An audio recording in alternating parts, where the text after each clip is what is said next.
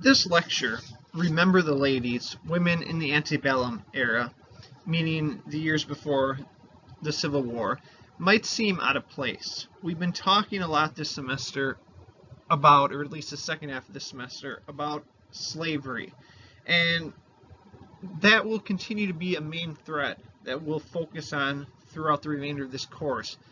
But I feel it's important to insert this lecture in at this point because this is a moment here in the mid-19th century when women, for the first time really, begin to speak out on public matters, at least the first time in these large numbers. And this will be important because these same women who are involved in this effort here are the ones who are also participating in the abolitionist movement that we just talked about in the last lecture. So, therefore, we see here another group, whereas so far we've talked about Native Americans, the treatment of them as the expansion westward has occurred. We're talking about the involvement of slaves. Well, now we're going to be talking about women during this time in U.S. history, as well as women prior to this point. I want to begin this lecture with a piece of advice that Abigail Adams gave to her husband, John Adams, the first Vice President of the United States and second President of the United States, before this in March 1776, as the nation was preparing for its Declaration of Independence. She said the following, as you can see on the screen: "I desire you would remember the ladies, and be more generous and favorable to them than your ancestors. Do not put such unlimited power into the hands of the husbands. Remember all men would be tyrants if they could.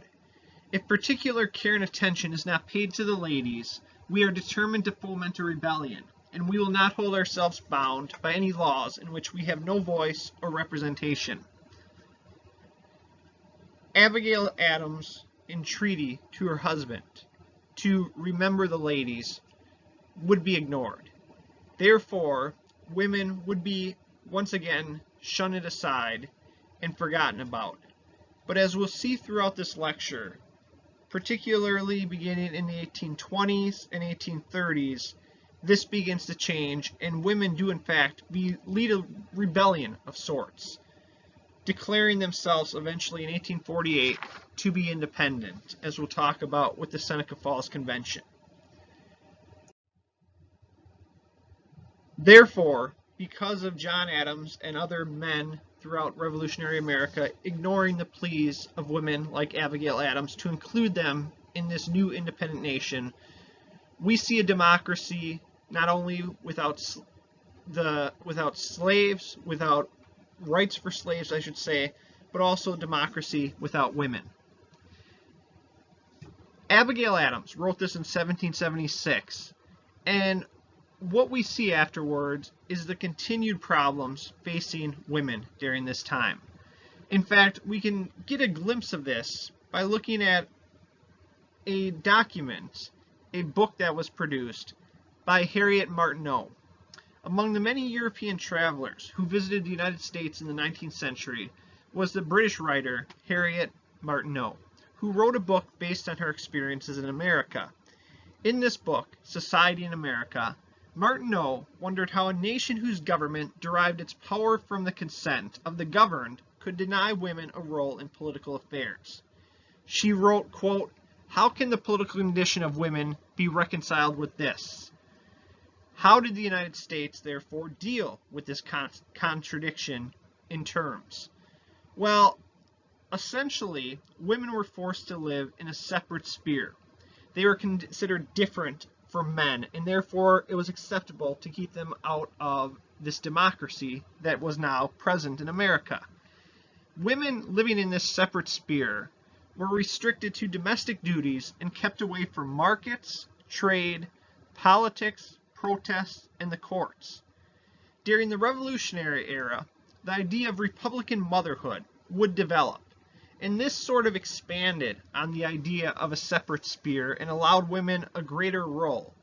What this ideology held was that mothers had an important role to play in the new nation's future. They would now spend their time raising their children, especially sons, to become virtuous, civic-minded citizens. Women's superior moral nature, the argument went, made them especially suited for such a task. But leave no doubt about it, women would still be restrained to the house. They would have an expanded role, but now it would be in the house, making sure that they are preparing their husbands and future sons for life in a Republican society in America. Well, what we see is these separate spheres were reinforced with the onset of industrialization. As more and more men left their homes to enter factories and other trades in urban centers, we see a further separation of home and wage work. Newspapers and periodicals popularized this notion, as can be seen in the magazine Godey's Lady's Book, in which one of the earliest women's magazines. First published in 1830, it reached a circulation of up to 150,000 by 1850. This magazine became so popular because it provided moral instruction for women as well as providing fashion and homemaker advice. More importantly, it continued this idea and this tradition of looking down upon women who strayed from their rightful place in the home and voiced radical views in public. And we can see this by the so-called, quote, Code of Instruction for Ladies that I've reprinted here on the right side of the screen, that comes from an October 9th, 1834 edition of Godey's Lady's Book. And as you can see, I'll just read a couple of them. You can read them more on your own time. Number 2, avoid contradicting your husband. When we smell at a rose, it is to imbibe the sweetness of the odor. We likewise look for everything that is amiable from woman. Whoever is often contradicted feels insensibly an aversion for the person who contradicts, which gains strength by time, and whatever be her good qualities, is not easily destroyed. What else do we have here? Let's look at number 5. Command his attentions by being always attentive to him. Never exact anything, and you will obtain much. Appear always flattered by the little he does for you, which will excite him to perform more. So the idea is essentially treat the man as a king and you as his servant. Do not cause a fuss. Do not expect any sort of congratulations for the work you're doing in the home. Do not contradict your husband. He is and always will be right. So this is the kind of thing that women are reading during this time. The expectation that they're supposed to perform certain duties and avoid other duties that make them too manly, too masculine. Eventually, however, we will see an expanding sphere. But as you can see by this question mark after the head of this slide, it was a slow trot for the women. What we will begin to see, though, is hundreds of thousands of women participating in the temperance movement in the antebellum era. The temperance movement was a movement to end alcohol and prohibit alcohol from being sold. During this time, the average American consumed about 5 to 7 gallons of alcohol per year. It was common for men to have a drink to start their day, and many enjoyed a pint during work breaks. As a result, we would also see men gather in taverns after work and on weekends. Now, women had a cause for concern, and this is why it was acceptable for women to be involved in these temperance movements. Many men, after all, had spent their hard-earned wages on alcohol, leaving their families to fend for themselves. These same men also came home drunk and abused their wives, as we can see on the image here on the right. Additionally, we would see others going to work drunk or causing problems in public. As a result of these things, to so-called protect the family, women petitioned, they lectured, they gave speeches, and pressured state and local government officials to pass laws to prevent the distribution and sale of alcohol, and also permit divorces for alcoholism. These efforts eventually proved successful, though it would take time. Maine became the first state in 1851 to outlaw the production and sale of alcohol. This image is probably one of the most famous illustrations to come out of this belief here that women had a role to play in what was a very suitable involvement in public affairs. This is the drunkard progress, this illustration that we see on the screen. And beneath it, you can see the woman in the dress walking hand in hand with her young child. Meanwhile, her husband is on these steps from a respectable gentleman on the left who is going for a glass of alcohol with a friend, till eventually that same husband is drinking more and more, and at the beginning it leads to perhaps talking with other women, scuffles with other men in the bars. Gleefully good time at the top, but then slowly we can see that same man now has tattered clothing because he cannot afford to fix it because he spends all of his money on alcohol. And slowly he will reach eventually step number 9. After despotism and crime, he will reach death by suicide. This is again why women were allowed to participate, because it was for the health of the household to have the male breadwinner remain alcohol free so that he can provide for his family as the man of the household should. Women, however, were not content to remain focused on these issues that were supposedly most suited to their roles as housewives and mothers. So therefore, we're going to turn to the events of the 1840s that take place. Over the course of 2 days, in July 1848, a large gathering of men and women convened in Seneca Falls, New York. The high point of the meeting occurred when Elizabeth Cady Stanton spoke before a packed crowd at the Wesleyan Chapel. Echoing Thomas Jefferson, the writer of the Declaration of Independence, she proclaimed the following, which we see on the screen. We hold these truths to be self-evident, that, and here's the important part, that all men and women are created equal. Why did these women and men hold the Seneca Falls Convention? The spark occurred 8 years earlier, and it relates to this image that we see on the right here. And again, this gets to the point that I was making in the introduction to this lecture, the combination of activism for women's rights and their involvement in the abolitionist movement.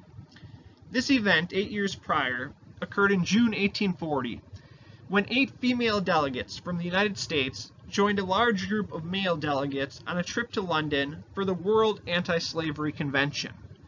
Not surprisingly, the women's involvement caused controversy, but William Lloyd Garrison, who we've talked about last class, a leading abolitionist, along with another individual, another leading abolitionist that we didn't talk about, Wendell Phillips, they spoke in support of including the women.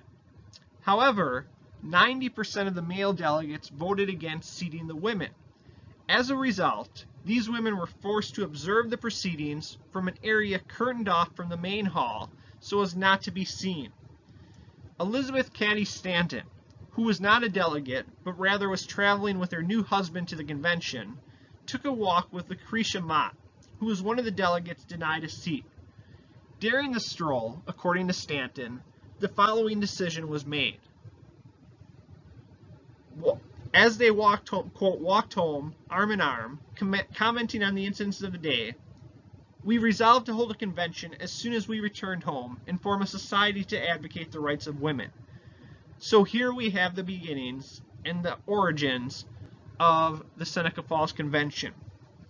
Here again on the image on the right, we see a few female faces off to the right, and it looks like there's one, maybe two on the left, but this is dominated by white men, and that is as clear as day a spark in the minds of these women who had been involved in the abolitionist movement, played a leading role.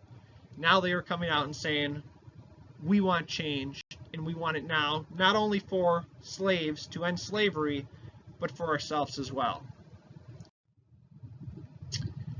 The final decision to hold a women's convention, however, happened unexpectedly, and it had unlikely origins. at a tea party at Jane Hunt's house. It happened on July 9th or 10th at this tea party that was held in Waterloo in the house of Jane C. Hunt, an abolitionist whose house served as a station for the Underground Railroad. Stanton, among others, attended this meeting, and very quickly they decided, upon talking, to hold a convention for women's rights. Therefore, on July 11th, the Seneca County Courier included an advertisement for the convention, quote, to discuss the social, civil, and religious condition and rights of women. On the first day of the actual meeting itself, Wednesday, July 19th, Stanton read the Declaration of Rights and Sentiment that we'll be reading for this week's class. In a sense, the Declaration was undemocratic in terms of who it considered citizens worthy of rights. For instance, the document portrayed white women as being superior to male immigrants, free blacks, and the poor. Well, eventually, after this was read, revisions were made, and the 11 resolutions came up for a revote on the second day of the convention. The most controversial was the 9th resolution that's listed on the screen. Quote, resolved that it is the duty of the women of this country to secure to themselves their sacred right to the elective franchise. To go back to the earlier newspaper ad, many of the participants felt that the convention should deal with the, quote, social, civil, and religious issues facing women rather than political rights. Even Lucretia Mott wrote to Stanton, quote, why, Lizzie, thee will make us ridiculous, in reference to the demand that women should have the right to vote. So what we will eventually see is due largely to the powerful defense of suffrage offered by Frederick Douglass, the former slave who was a leading abolitionist at this point. The convention approved the 9th resolution, declaring that women would now be demanding the right to vote. In the end, the document was signed by about 100 out of the 300 persons at the convention. 68 of these were women, 32 of them were men, signing their name to either a male document or a female document. What came after this? Well, it would be a series of disappointments that would last essentially for the rest of the century, the rest of the 19th century, as women would be continued to be viewed as second-class citizens and unworthy of the vote. Several local and state conventions occurred after the Seneca Falls meeting, but the first national gathering, the National Women's Rights Conference, took place in Worcester, Massachusetts in October 1850. In short, this 1850 meeting nationalized the women's movement. Participants demanded several things, including the right to vote, to own property, to be admitted to colleges, and to be allowed into the medical field and the ministry. However, until the outbreak of the Civil War, this national meeting would be held annually, making these same demands over and over, showing that, again, their demands were not being met. The Civil War sidetracked the movement, which would eventually split after the conflict. Of the 100 signers of the Declaration, only one signer, a woman by the name of Charlotte Woodward Pierce, was still alive in 1920 when finally the 19th Amendment gave women, the 19th Amendment to the Constitution gave women the right to vote. In short, this would be a long journey interspersed with a lot of disappointment and anger, including at those same abolitionists who would turn on women and essentially push them out of the discussion when, after the Civil War, an effort was made to get African Americans, males, the right to vote. But nonetheless, by the mid-19th century, women are demanding a greater role, and that is important to note as we've done in this lecture.